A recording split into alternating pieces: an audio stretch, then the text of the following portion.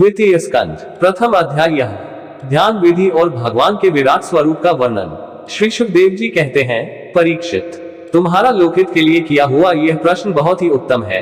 मनुष्यों के लिए जितनी भी बातें सुनने, स्मरण करने या कीर्तन करने की हैं, उन सब में यह श्रेष्ठ है। आत्मज्ञानी महापुरुष ऐसे प्रश्न का बड़ा आदर करते हैं। राजेंद्र, जो गृहस्थ घर के काम धंधों में उलझे हुए हैं, अपने स्वरूप को नहीं जानते, उनके लिए हजारों बातें कहने, सुनने एवं सोचने करने की रहती हैं। उनकी सारी उम्र यूं ही बीत जाती है। उनकी रात नींद या स्त्री प्रसंग से कटती है और दिन धन की हाय हाय या कुटुंबियों के भरण पोषण में समाप्त हो जाता है। संसार में जिन्हें अपना अत्यंत घनिष्ठ संबंधी कहा जाता है, वे शरीर, पुत्र, स्त्री आदि कुछ नहीं है, असत है।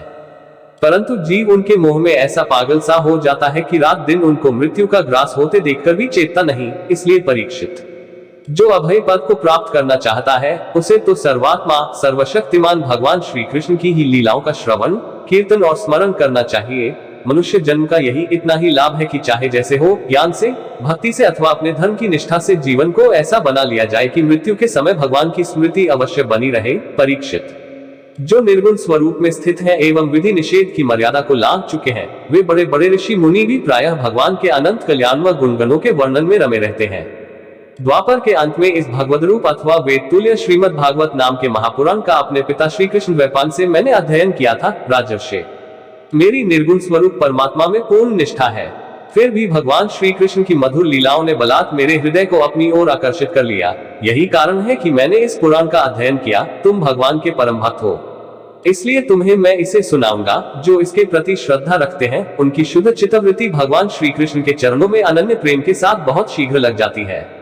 जो लोग लोक या परलोक की किसी भी वस्तु की इच्छा रखते हैं या इसके विपरीत संसार में रैक का अनुभव करते, जो उससे विरक्त हो गए हैं और निर्भय मोक्ष पद को प्राप्त करना चाहते हैं, उन साधकों के लिए तथा योग संपन्न सिद्ध ज्ञानियों के लिए भी समस्त शास्त्रों का यही निर्णय है कि वे भगवान के नामों का प्रेम से संकीर्तन करें। अपने कल्याण साधन की ओर से असावधान रहने वाले पुरुष की वर्षों लंबी आयु भी अनजान में ही व्यर्थ बीत जाती है। उससे क्या लाभ?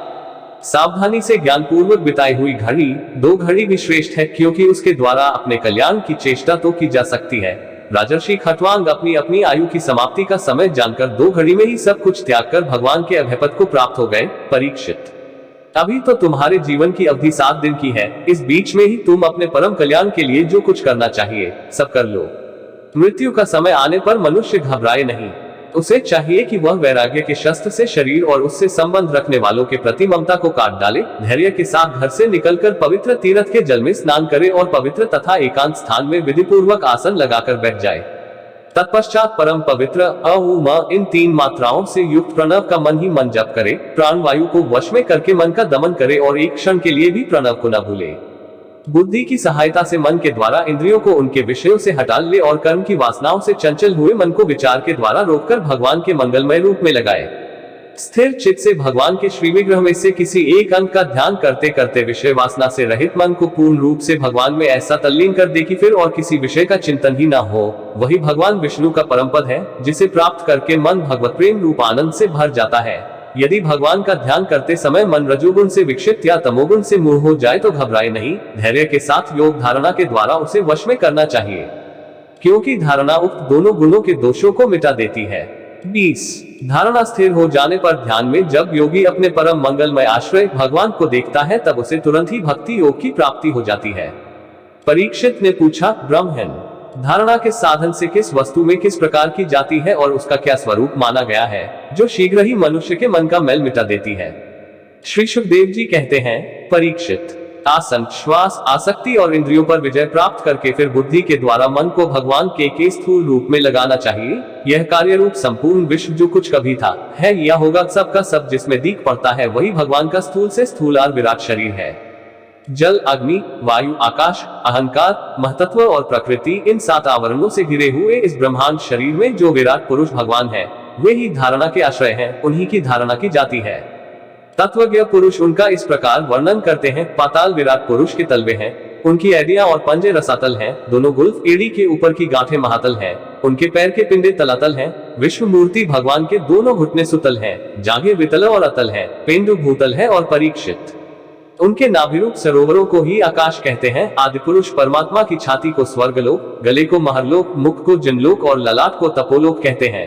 उस सहस्त्र सिर वाले भगवान का मस्तक समूह ही सत्यलोक है। इंद्रादि देवता उनकी भुजाएं हैं, दिशाएं कान और शब्द श्रवणेंद्रिय हैं, दोनों अश्विनी कुमार उनकी नासिका के छिद्र हैं। गंध घ्राणेंद्रिय है और धधकती हुई आग उनका मुख है।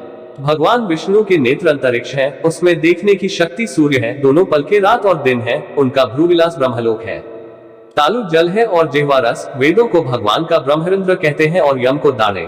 सब प्रकार के स्नेह दांत हैं और उनकी जगन्मोहिनी माया को ही उनकी मुस्कान कहते हैं। यह अनंत सृष्टि उसी माया का कटाक्ष विक्षेप है। लज्जा ऊपर का होठ और लोभ नीचे का होठ है। धर्म स्तन और अधर्म पीठ है। प्रजापति उनके मूत्रेंद्रिय है। मित्रा वरुण अंडकोश है। समुद्र कोख है और बड़े बड़े पर्वत उनकी हड्डियां हैं। राजन विश्वमूर्ति विराट पुरुष की नाड़ियां नदियां हैं।